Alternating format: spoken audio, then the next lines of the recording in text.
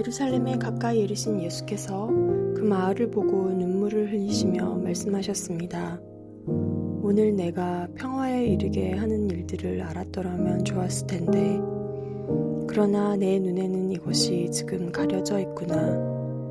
내 원수들이 내 주위에 토성을 쌓고 너를 애워싸고 사방에서 너를 포위하는 날이 올 것이다. 그들은 너를 짓밟고 너와 함께한 너의 자식들도 짓밟을 것이다. 돌 위에 다른 돌 하나라도 남겨두지 않을 것이다. 이것은 하나님께서 너를 찾아오신 때를 내가 깨닫지 못했기 때문이다.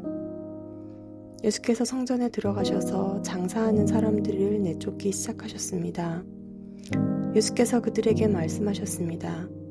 성경은 내 집은 기도하는 집이 될 것이다 라고 기록되어 있다.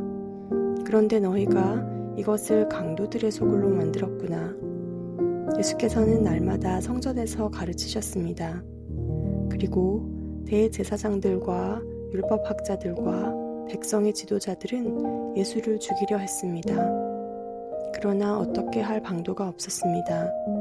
모든 백성들이 예수의 말씀을 열심히 듣고 있었기 때문입니다.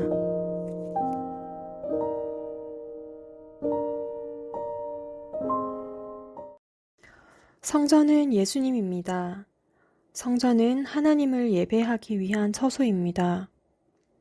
하나님과 성도 사이에 임재와 교제가 있고 성도 사이에 교감과 영적인 공감이 있는 곳입니다.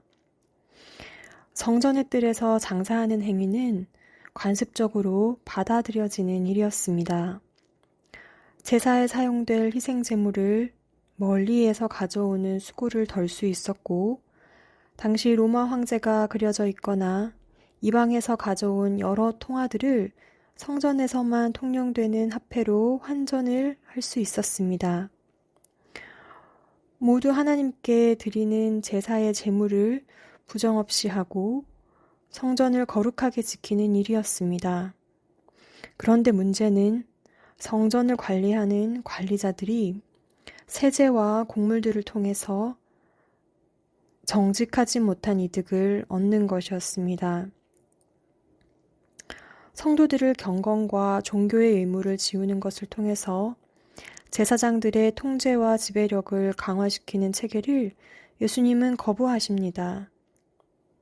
예를 들어서 형편이 어려워서 비둘기 한 마리로 제사를 지내야 하는 성도에게도 많은 이익을 착취하려 한 것은 옳지 않은 일입니다.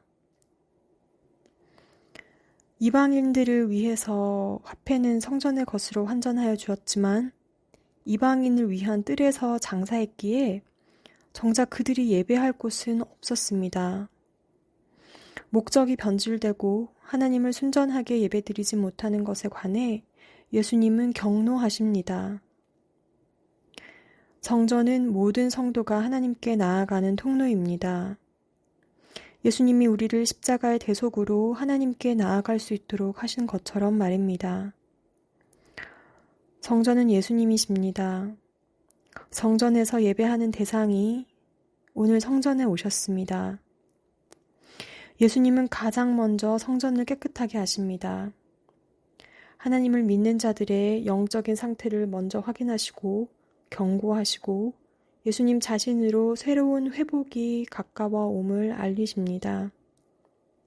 성전은 예수님의 집이고 기도하는 곳입니다. 성도들의 경건함의 모양이 자유롭게 범죄하는 것을 두는 수단이 되어서는 안 되겠습니다. 경건의 능력은 성전이신 예수 그리스도 안에서 사는 믿음의 사람들에게 있습니다. 예수님은 예루살렘 성전을 보시고는 눈물을 흘리시는데 오늘 예수님이 나를 바라보시고 어떤 마음이실까 묵상해 봅시다. 기도하시겠습니다. 예수님은 길이시고 진리시고 생명이 되십니다.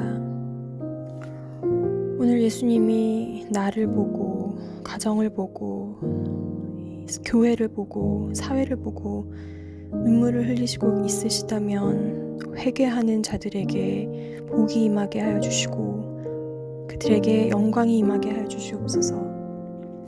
그리고 예수님의 마음으로 이 세대와 주변을 돌아보는 자들이 되게 하여 주세요. 매일 우리 친구들이 거룩하고 순결한 하나님의 성전으로 지어져 가도록 우리 친구들의 마음과 삶에 하나님의 진리의 말씀을 가득 채워주세요. 우리 친구들과 친구들의 가정과 교회와 사회가 하나님을 경외하게 하여 주시옵소서. 주님의 기쁨이 되게 하여 주시옵소서. 예수 그리스도의 이름으로 기도합니다. 아멘.